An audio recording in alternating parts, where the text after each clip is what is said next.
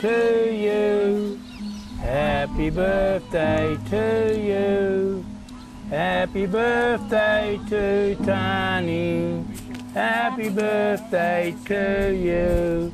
Whip, whip, whip. Today should have been a day of celebration for the Chatfield family. Instead, it's a day of mourning. Love when his birthday comes around and the fun we used to have. It's all gone, now a memory. I'll go to the cemetery, but I still imagine that it's somebody else's son laying there, not mine. 4 years ago, Colin and Neoka Chatfield's lives changed forever when they were told their son, Tani, had been taken to hospital. Put my head on his chest, faced my mouth towards his ear. And I said, son, come to me, wake up. It's Mum and Dad, we're here. Wake up. And I felt this sense that he was dead already. The 22-year-old had been found unconscious in his Tamworth prison cell. He died in hospital 2 days later. An inquest found he took his own life, an outcome the family does not accept. We don't know what happened in that cell. All I do know is that it's a really big lack of duty of care. They were obligated with their policy and procedures to keep my boy safe. The coroner examining Tani's death called for hanging points to be removed from prison cells, a recommendation first made by a royal commission 30 years ago.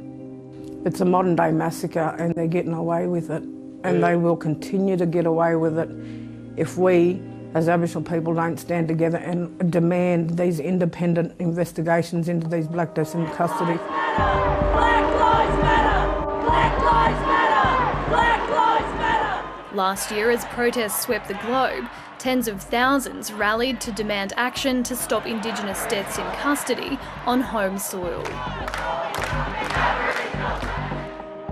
Today, a New South Wales parliamentary inquiry delivered its plan for change. I'm certain there will be families and community members amongst the First Nations peoples of this country who remain deeply sceptical and say nothing fundamentally will change. Well, it's our job collectively to prove that wrong over the next 12 months. The report recommends raising the age of criminal responsibility from 10 to 14, long-term funding for justice reinvestment programs, and reinforces the need for hanging points to be removed from prison cells. It also calls for the police watchdog to oversee all deaths in custody investigations. Independent statutory officers from the Law Enforcement Conduct Commission are on the ground, making sure the evidence is secure, making sure the inquiry meets the standards needed of families, communicating with families so that they know what is happening. The Chatfield family gave evidence at the inquiry and travelled to Sydney to hear its findings. I'm pretty happy with what was happening in there today because it should start from now, you know? Don't leave it any longer. So let's have them politicians really feel in their hearts that they don't let this go and gather dust. Corrective Services says it will consider the recommendations, and efforts to remove hanging points are ongoing. New South Wales Police is also reviewing the report. Back in Armidale, the family hopes to start a foundation to support the next generation of Indigenous kids.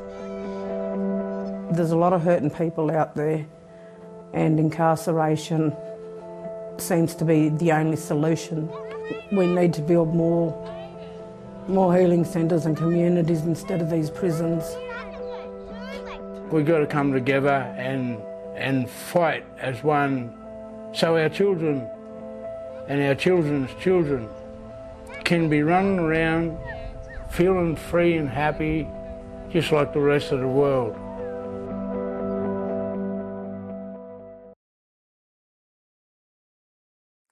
Hi, I'm Lee Sales. Thanks for watching this story. If you'd like to watch more of 730's stories, they are on the left of your screen. And tap on the button below to subscribe and get the latest from ABC News.